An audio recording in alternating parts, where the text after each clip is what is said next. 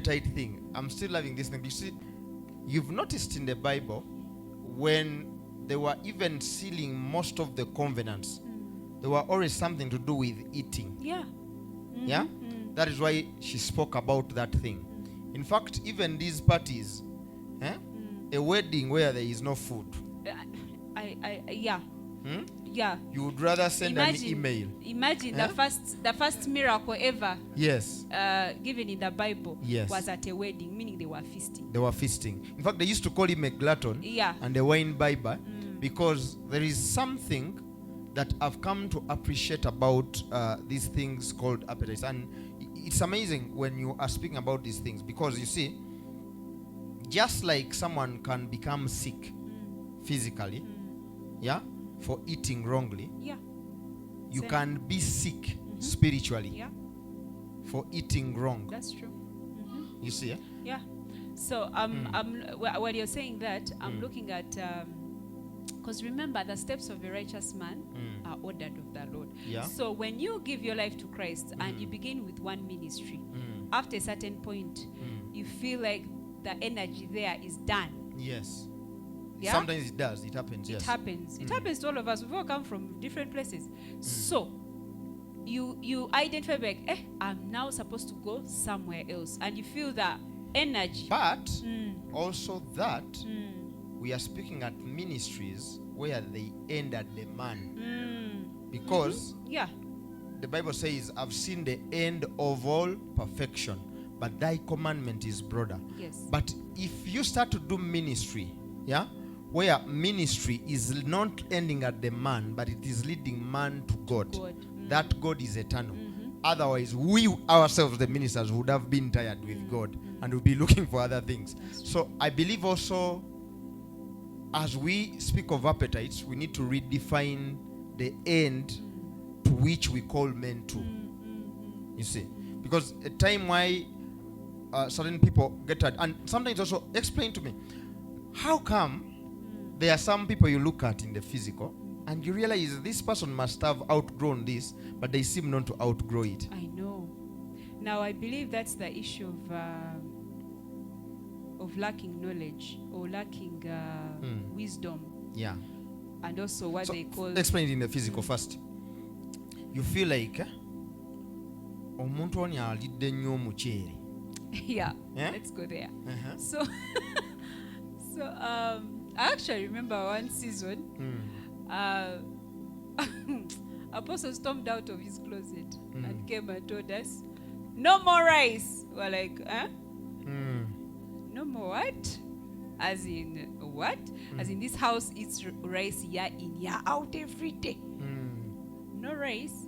So, and me here, who is always craving for matoke banaye, sometimes and now this day he storms out and said, no more rice, teri muchere kati. What has happened? The Lord has told me now I'm going to enter a season of eating balanced food. Matoke wano. Nga whenever I get matoke, it's on when my mother-in-law has visited, basically, or has sent it for me. Matoke, you know. So we started eating things, you know, different foods and all that. In the food there was always rice and a thing, but rice. But rice. So this particular season we went without rice, and it was nice. Because then he started, and he's a sciencer from background. So he's saying too much starch. What? I was looking at it, I was like, am I dreaming? Because rice, So I mean, this is a man who did a miracle of multiplying rice at a wedding. He cooked the rice himself. They kept serving people that the rice wasn't getting. I've loved rice from childhood. I also was shocked by that season. Now you see how God was. Yes, and the rice used to stop eating me. You know, Yeah. Now you see, you guys don't know these things, but it is true. The food was communicating to him, stop eating, as in enough. So what was my problem? So for me, that is what I'm asking. So for me, this is what I believe, because I was also going to come to the era of cravings. Yeah. and how cravings have always, of course, been associated with food and all that. But I mean, if you have a strong desire for God and for his things, that's a craving. Yeah. You're craving him daily, Jesus says, if you hunger and thirst, I will feed you. Yeah. He's always saying those things. And but I'm craving for one thing. You're craving for one thing. That is my problem. What is my problem? Now, for me, as I'm looking at that particular incident that happened to you, I'm looking at someone, I'll use the word, I don't know if it's in English, forgive me, but who has fixated on a thing, one thing, because it is something that was put inside of him from way back. Yeah. It's like a foundational thing, that he went up growing and it also growing, and it became the norm. It became the norm. Rigidity. Rigidity. So God is not rigid, he's revelational. So comes a point, because he's a seeker of God, he was able to listen to God in that matter. Now, if you don't seek him, or you are unable to listen, or you are unable to discern seasons, because you have not been trained, you have not been taken into those realms of doing that, you will absolutely never know that I'm supposed to leave this place. Now, you've answered it. Let me just expand it. If you don't seek God, if you're not taken in those realms, you'll not be able to handle this. Now, I've explained this before. In our brains, there is the left brain and the right brain. Left brain is more logical. Yeah? So it wants to understand everything. Yeah? In fact, when you've not understood certain things, you can continuously do things because you lack understanding. But right brain does not seek to understand a thing before it can act on a particular thing. Right brain can work with presence.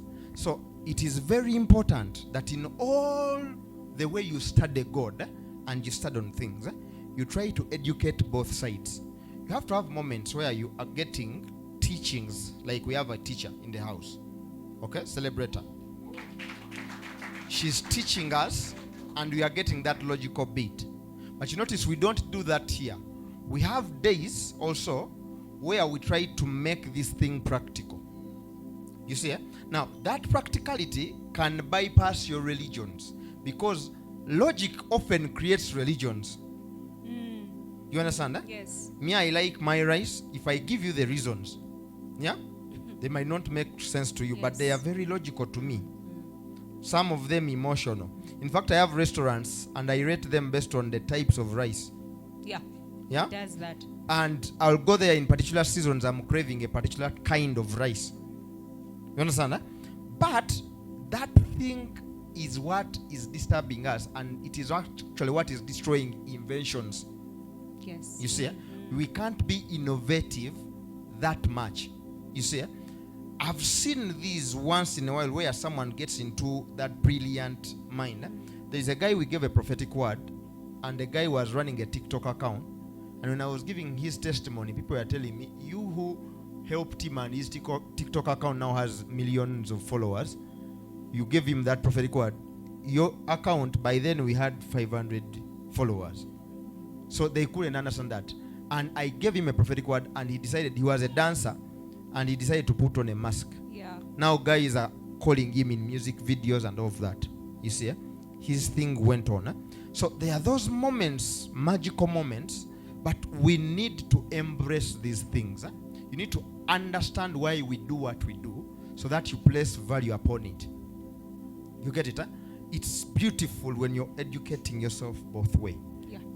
Otherwise, we might never get the full extent of who God called you to be. You see? There are days God will tell you to get out of your house, go and call so and so, and you don't know. But that is a moment redefining history in your life. You understand? So you have to learn to be logical but spontaneous also from these own dimensions. And to me, God had to make the things I was eating spiritual enough to speak to me. Yeah. You understand? In fact, whenever I could eat it, I could grow weaker.